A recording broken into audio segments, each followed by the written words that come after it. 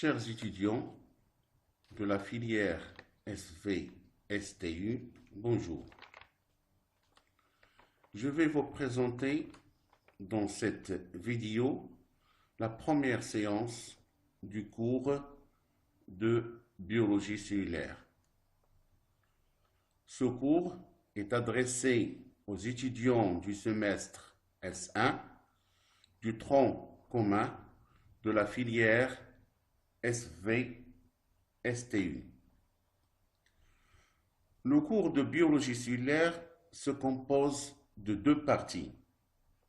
La partie 1 sera consacrée aux constituants chimiques de la cellule, l'étude de la membrane plasmique et le hyaloplasme. Cette partie sera traitée par les professeurs Oufdou Khalid et El Gharmani Abdelhi. La partie 2 portera sur l'étude de la structure et le rôle des organites cellulaires. Cette partie sera traitée par moi-même, le professeur Mirkouk Mohamed, et le professeur Cédric Esti. On va commencer le cours de la partie 2 par une introduction dans laquelle on va présenter tous les organites qu'on va étudier. Comme vous le savez, il y a la cellule eucaryote et la cellule prokaryote.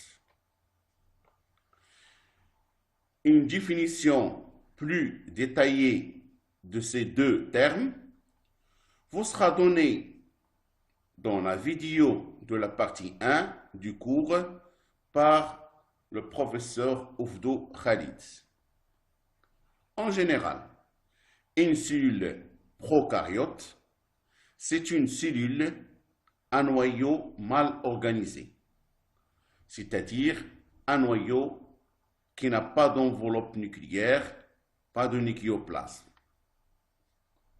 avec une absence des organites cellulaires.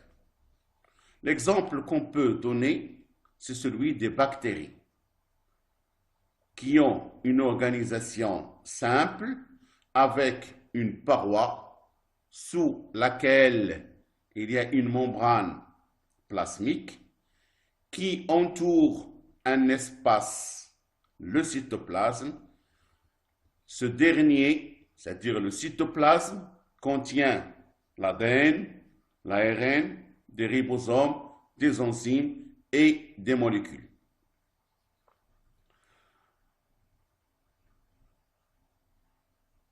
La cellule eucaryote, vous avez ici un schéma qui représente un exemple d'une cellule eucaryote. C'est une cellule végétale. La cellule eucaryote présente un noyau, un vrai noyau, bien organisé, avec une enveloppe nucléaire, un nucléoplasme et un nucléole. En plus, il contient dans le cytoplasme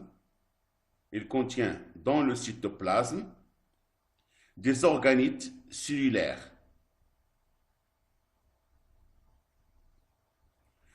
Une cellule eucaryote peut être une cellule animale, comme ça peut être une cellule végétale, comme l'exemple qu'on a ici.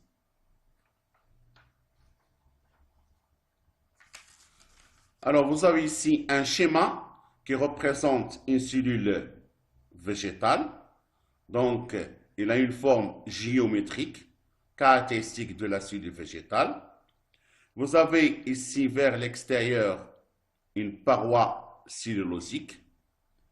Sous la paroi cellulosique, vous avez une membrane plasmique. Cette membrane entoure un espace interne qui s'appelle le cytoplasme. Dans cet espace, nous avons un réseau endomembranaire. Endo, ça veut dire à l'intérieur. C'est-à-dire, il se trouve à l'intérieur de la cellule endomembranaire et ce réseau, ces structures sont entourées par une membrane. Donc, ces structures-là, c'est ce qu'on appelle les organites cellulaires. En conclusion, toutes les informations et les renseignements qu'on va présenter dans la partie 2 du cours de biologie cellulaire sur les organites concernent la cellule eucaryote. D'une manière simple, les organites que vous voyez dans le schéma suivant, les organites cellulaires, existent seulement dans la cellule eucaryote. Que ce soit une cellule eucaryote animale ou végétale, comme l'exemple qu'on a devant nous.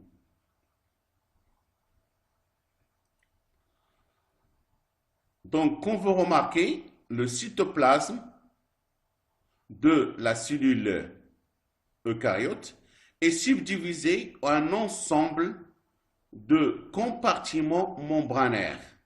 Là, c'est un compartiment, ici un autre compartiment, aussi le noyau. Donc, ces compartiments constituent ce qu'on appelle les organites cellulaires. Et ces compartiments, ils sont entourés par une membrane. C'est-à-dire qu'un organite cellulaire, c'est un espace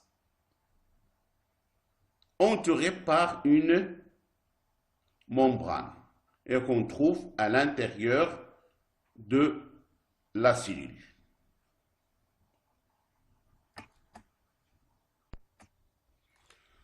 Pour étudier ces organites cellulaires, on va les subdiviser en deux groupes. Il y a les organites cellulaires qui sont entourés par une seule membrane et il y a les organites cellulaires qui sont entourés par deux membranes, c'est-à-dire double membrane ou encore enveloppe. Alors, on va commencer avec les organites. On va présenter tout d'abord les organites qui sont entourés par une seule membrane. On va commencer par le premier organite, c'est ce qu'on appelle le réticulum endoplasmique. Vous avez déjà étudié donc cet organite dans votre cours du baccalauréat, le réticulum endoplasmique, c'est-à-dire, donc de temps en temps, je vais traduire des mots en arabe, ce qu'on appelle ash-shabaka cytoplasmia. Donc, comme vous le remarquez, vous avez ici le réticulum endoplasmique et vous avez aussi un autre réticulum endoplasmique. Mais vous remarquez qu'il y a une différence entre les deux, c'est que ce réticulum qui est à côté du noyau, il a sur sa surface membranaire des petites particules, ce qu'on appelle les ribosomes. Alors que celui-là, vous avez sa face membranaire, elle est lisse. C'est-à-dire, il n'y a pas de réticulum, pardon, il n'y a pas de ribosome. Donc, ce réticulum, on l'appelle le réticulum endoplasmique granulaire. Rugueux, c'est un ancien mot. Maintenant, on utilise granulaire, c'est-à-dire REG, Shabaka cytoplasmia al-muhabbaba. Et vous avez ici le réticulum endoplasmique lisse parce qu'il n'a pas de ribosome sur sa membrane, ce qu'on appelle le réticulum endoplasmique lisse, REL, الشبكة السيتوبلازمية الملساء.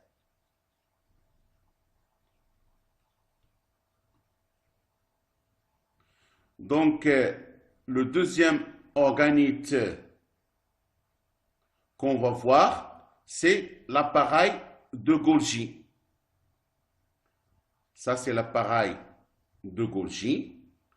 Donc, on l'appelle Golgi parce qu'il porte le nom donc, du chercheur italien Golgi qui a découvert donc, cet organite. Le troisième organite, ce qu'on appelle les lysosomes. Donc, un schéma de cet organite ne figure pas dans cette photo. Donc, de cette photo, il n'y a pas présentation des lysosomes. Donc, le troisième organite, c'est les lysosomes. Et le quatrième organite, ce sont les peroxysomes. Aussi, ils ne figurent pas dans ce schéma. Donc, les quatre organites qui sont le réticulum endoplasmique, c'est-à-dire les deux types de réticulum, REG, REL, l'appareil de Golgi, les lysosomes et les peroxysomes sont les quatre organites qui sont entourés par une seule membrane. Alors, les organites qui sont entourés par deux membranes, il y a les mitochondries. Voilà, les mitochondries, ils sont entourés par deux membranes. Vous avez étudié déjà au baccalauréat la mitochondrie. On vous a dit qu'il est entouré par une enveloppe mitochondriale. Lorsqu'on dit enveloppe, ça veut dire qu'il y a deux membranes. Il y a une enveloppe mitochondriale avec une membrane mitochondriale interne et une membrane mitochondriale externe. Le deuxième organite, et les caractéristiques de la cellule végétale ne figurent pas aussi ici, ce qu'on appelle les chloroplastes. Les chloroplastes, ce sont des organites qui sont caractéristiques de la cellule végétale, c'est-à-dire on ne les trouve pas dans la cellule animale. Les chloroplastes sont aussi entourés par une enveloppe de membrane, ce qu'on appelle l'enveloppe plastidiale. Le troisième organite, c'est le noyau. Qu'on voit ici, le noyau est entouré par une enveloppe nucléaire. On n'a pas dit membrane nucléaire, on a dit enveloppe nucléaire. Pourquoi? Parce qu'il y a deux membranes, une membrane interne, une membrane externe. Entre les deux, il y a un espace périnucléaire. Il est là. D'accord? Donc, le noyau aussi, parmi les organismes qui sont entourés par une double membrane. Donc, en résumé, les organismes qui sont entourés par une seule membrane, le réticulum endoplasmique, l'appareil de Golgi, les lysosomes et les peroxysomes.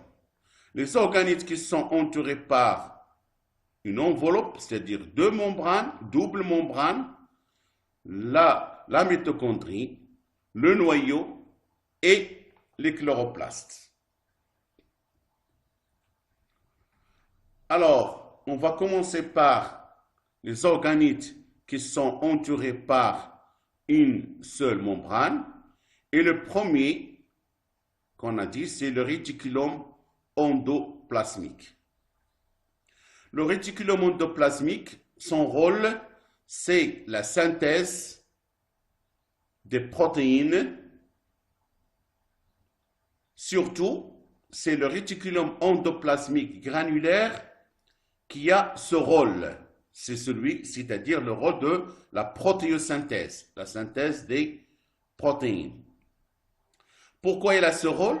Parce qu'il a sur la face membranaire, sur sa membrane, on a dit qu'il y a des particules, des grosses particules qui sont les ribosomes.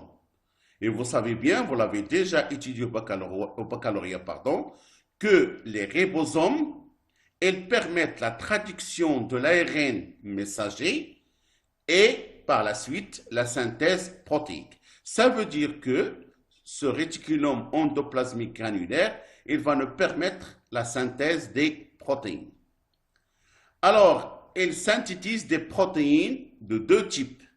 Il y a ce qu'on appelle les protéines intrinsèques.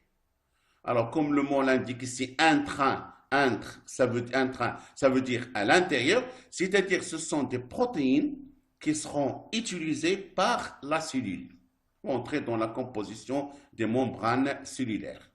Et il va synthétiser une deuxième catégorie de protéines, ce qu'on appelle les protéines adicinées extracellulaires, c'est-à-dire ce sont des protéines qui seront sécrétées, libérées vers l'extérieur de la cellule. Un deuxième rôle du réticulum endoplasmique, c'est la synthèse des lipides. Et ce rôle-là, il est attribué au réticulum endoplasmique lisse. Si vous vous rappelez, on a dit qu'il y a deux types de réticulum. Il y a le réticulum endoplasmique granulaire qui est sur sa face membranaire, les ribosomes, et qui permet la synthèse des protéines. Et il y a le réticulum endoplasmique lisse qui, sa face membranaire, ne contient pas de ribosomes, c'est-à-dire il est lisse. Son rôle, c'est la synthèse des lipides. Aussi, le réticulum endoplasmique, il a un autre rôle, c'est qu'il est un réservoir intracellulaire, c'est-à-dire à l'intérieur de la cellule, du calcium. Il stocke le calcium, et ça, vous l'avez déjà étudié au baccalauréat, vous avez déjà étudié le rôle du réticulum endoplasmique dans la libération du calcium lors de la contraction musculaire. Le deuxième organite qui est entouré par une seule membrane, c'est l'appareil de Golgi. Son rôle au niveau de la cellule, c'est le stockage et le transport des lipides et des protéines qui ont été synthétisés dans le réticulum endoplasmique. C'est-à-dire, tous les lipides et toutes les protéines qui sont synthétisées dans le réticulum, ils vont être stockés et transportés au niveau de l'appareil de Golgi. Le troisième organite qui est entouré par une seule membrane, ce sont les lysosomes.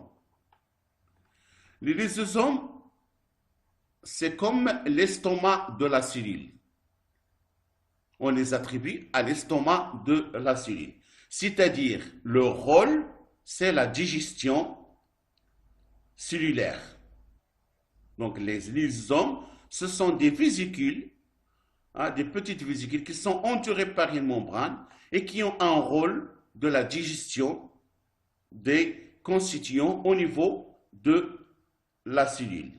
Donc, pour assurer ce rôle-là, elles contiennent à l'intérieur des enzymes digestives.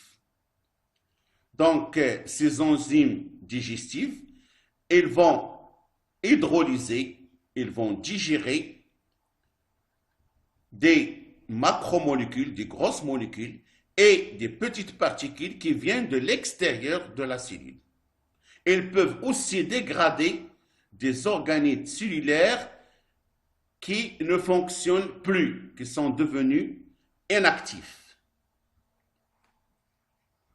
Le troisième organite qui est entouré par une seule membrane, ce sont les peroxysomes. Ce sont aussi des petites vésicules qu'on trouve dans le cytoplasme et leur rôle, c'est qu'ils permettent la diminution de la toxicité de certains produits toxiques.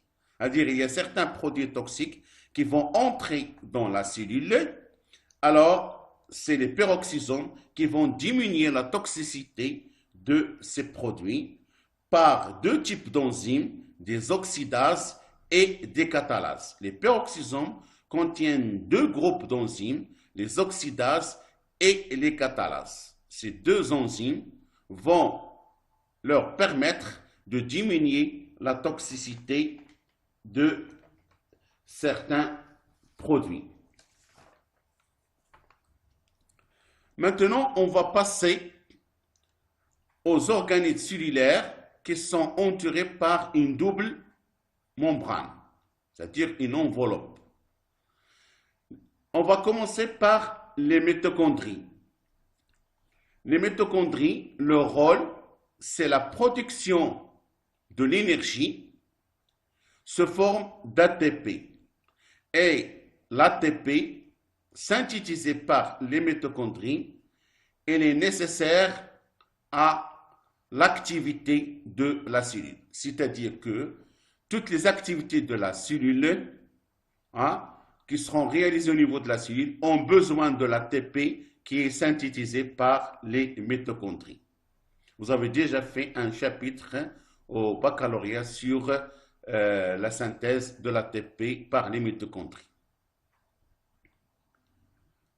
Le deuxième organite qui est entouré par une double membrane, c'est-à-dire une enveloppe, ce sont les chloroplastes. Alors, les chloroplastes, on les trouve seulement chez la cellule végétale, pas dans la cellule animale. Leur rôle, c'est la photosynthèse, ce qu'on appelle en arabe at-tarkib dawi. C'est-à-dire quoi? C'est-à-dire la conversion de l'énergie solaire, l'énergie lumineuse, en énergie chimique sous forme de molécules organiques à partir du CO2 et H2O. C'est-à-dire que la plante, on va lui donner de l'eau, d'accord? Et elle va utiliser l'énergie solaire avec aussi le CO2 pour à la fin nous donner des molécules riches en énergie, sont des molécules organiques comme les glucides et les protéines. Donc c'est ça la photosynthèse. Le dernier organite, c'est le noyau. Le noyau, il est entouré aussi par une double membrane, c'est une enveloppe nucléaire.